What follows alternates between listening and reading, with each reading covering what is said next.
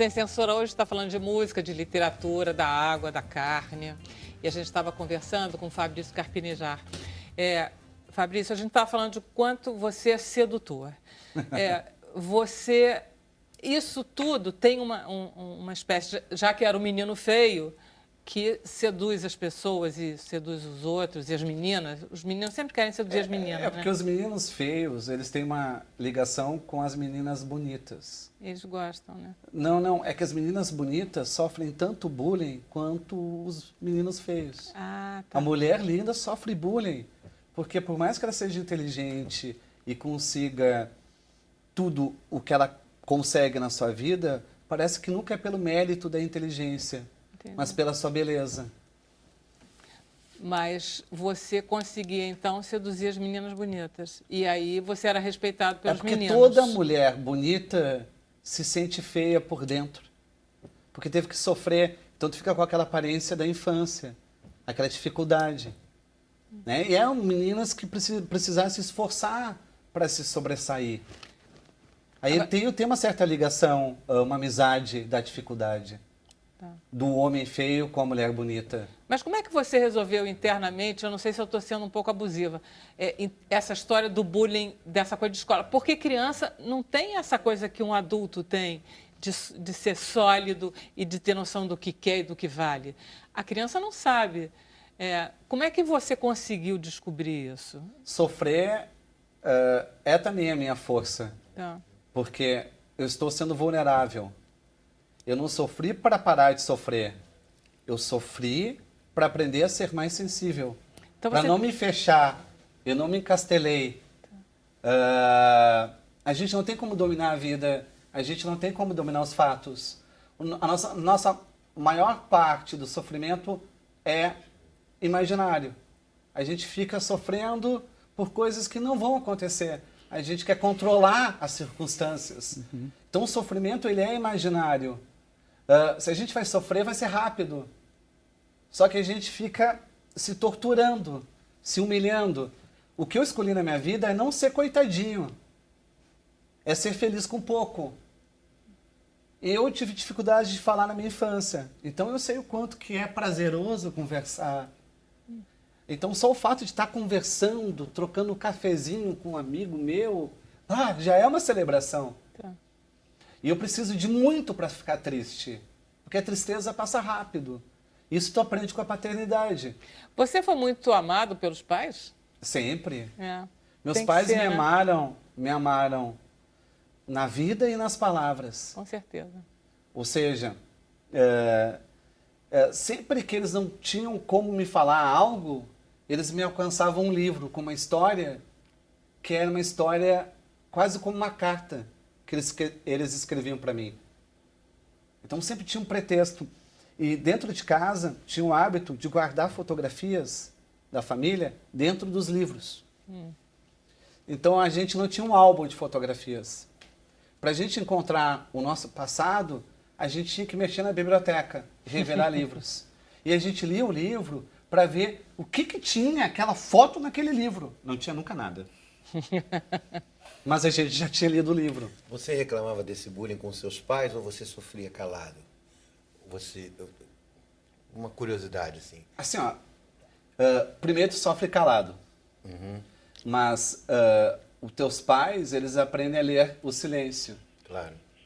Então o silêncio passa a gritar mais do que qualquer frase ou palavra. Mas lembro que a minha mãe, na hora que eu ia mal na escola e tal, eu me escondia na caixa d'água em cima do telhado. A minha mãe ia lá, botava uma escada, subia até o telhado, pegava minha mão, me levava para almoçar e não me recriminava. Mas só aquela escolta, aquela vigília materna perto de mim ia me fortalecendo. Porque às vezes a gente não pode sofrer pelo filho, mas a gente pode dividir o sofrimento com o filho. Uhum. E eu lembro que na escola eu fui considerado retardado, porque fui levado para um neuro e o neuro achou que eu era retardado, recebi o diagnóstico de retardado. E a minha mãe, ela não me deu nenhum remédio. Impressionante, né? Não me deu absolutamente nada. E aí, como a escola não conseguia me fazer ler e escrever, a minha mãe pediu licença de 13 meses do seu trabalho, me levou para casa e me ensinou a ler e escrever ela, a partir de jogos, quebra-cabeça, bambolê, detetive. E aí eu fui brincando com a minha mãe, eu tinha uma mãe em tempo integral, tinha um pai ali, a mãe em tempo integral. Nossa, pareciam férias. Gente, aqui isso não é mãe, isso é uma aliada. E em 3 meses eu estava melhor do que os meus colegas. Com certeza. 3 meses, aquele guri que é retardado conseguia melhor que seus colegas. E aí minha mãe me ensinou algo valioso para a vida, que diagnóstico não é destino. Tu tem o diagnóstico, que é um retrato provisório, mas isso não é destino. Tem fé. Sabe, fé tu só aprende com uma pessoa. Uma pessoa tem que te ensinar o que é fé. E isso fez a diferença para mim. Quando é difícil, eu fico mais estimulado. Eu acho que a gente reclama demais da vida. A gente não consegue tirar o melhor de cada um de perto. A gente reclama dos nossos pais e a gente não pensa que eles fizeram o possível. A gente pensa que eles poderiam dar mais. Não, eles deram aquilo que podiam, do jeito que podiam, da honestidade que podiam. Se a tua mãe fica falando mal do teu pai, ela não encontrou outro jeito. Tu precisa filtrar emocionalmente o que é bom e o que é ruim. Eu estou entendendo perfeitamente por que você faz tanto sucesso na internet.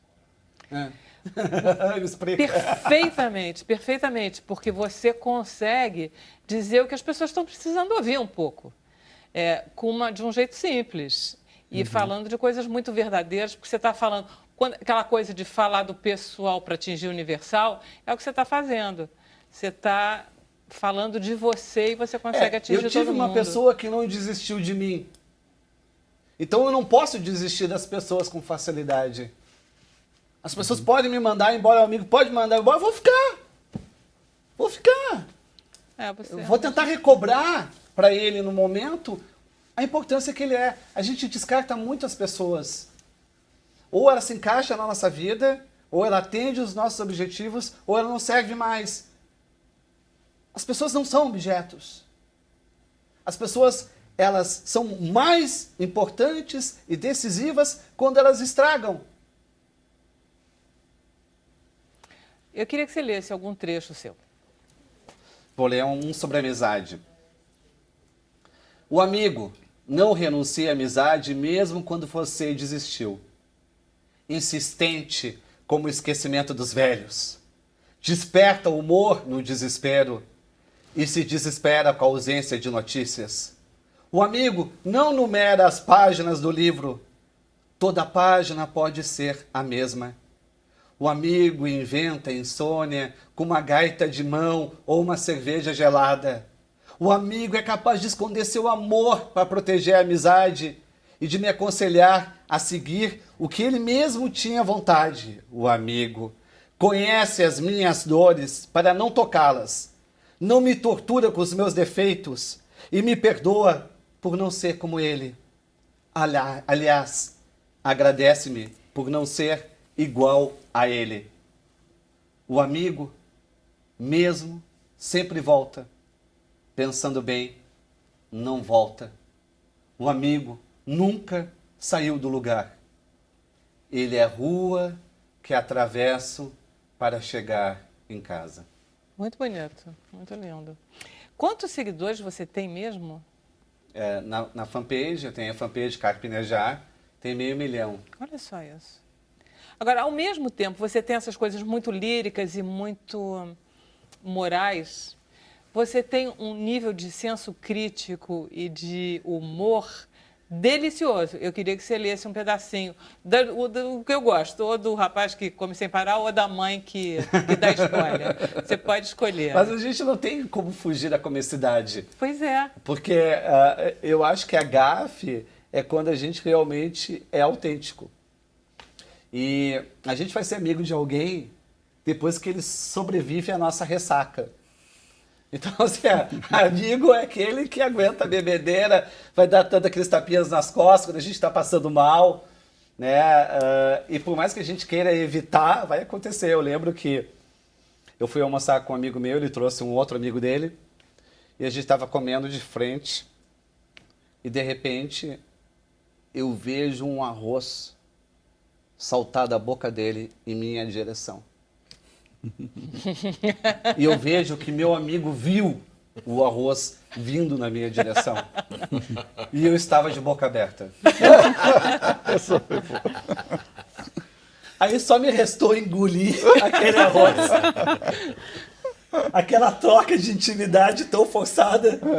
O que poderia me restar? Que cumplicidade é essa? O que eu poderia fazer nessa hora? Eu só olhei pro colega que eu não conhecia.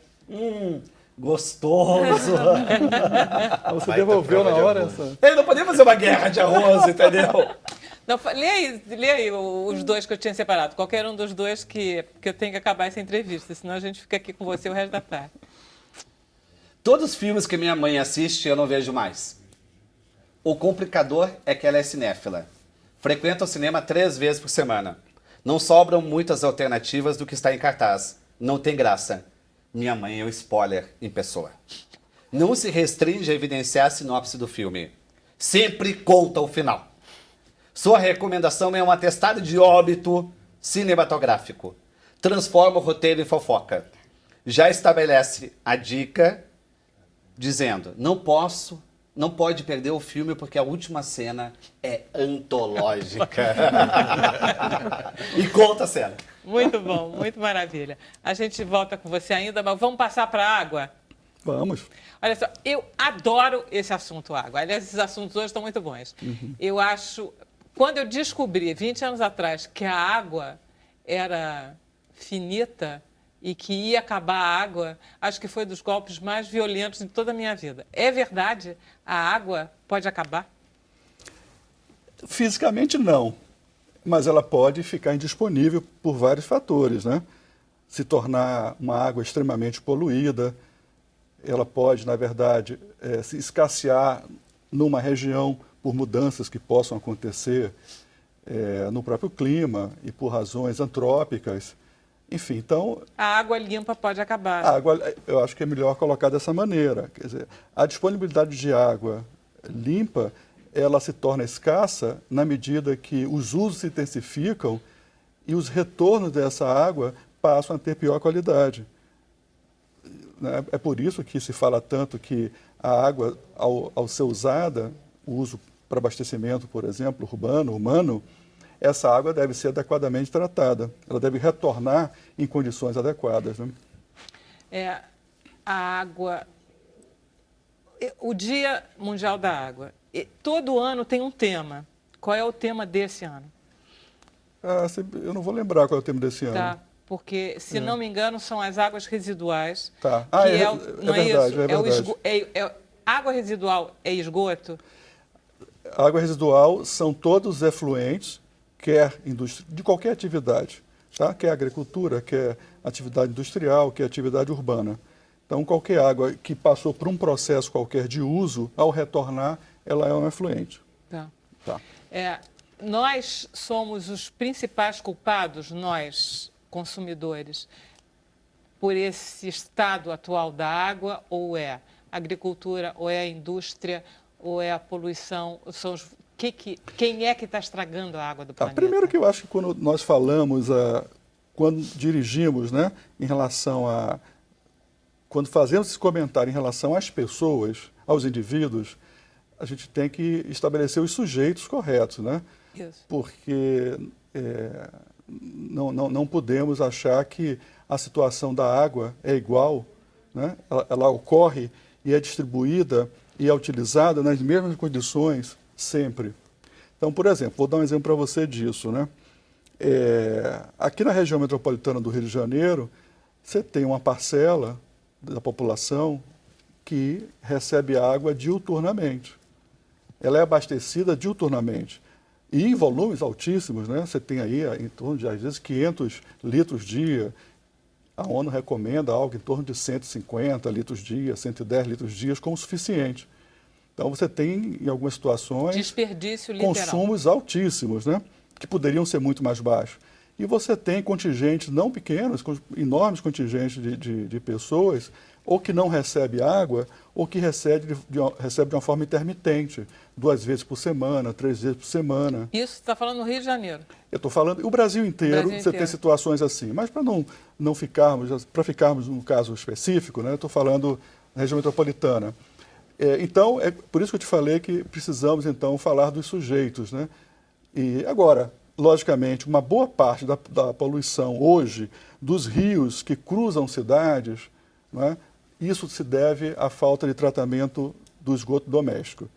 Agora, as indústrias, em algumas regiões do país, no sul, no sudeste, enfim, né, através de políticas mais intensas de controle de poluição, de fato houve uma melhora substantiva, né, da qualidade dos efluentes lançados, mas isso ainda é um desafio. E a agricultura, eu diria que esse ainda é algo a ser muito mais atacado, né, porque a atividade agrícola ela é pouco regulada ainda no sentido de ter uma... Do controle da água, né? De ter o controle da água de uso e de reuso. Do reuso, ela é muito pouco regulada no Brasil.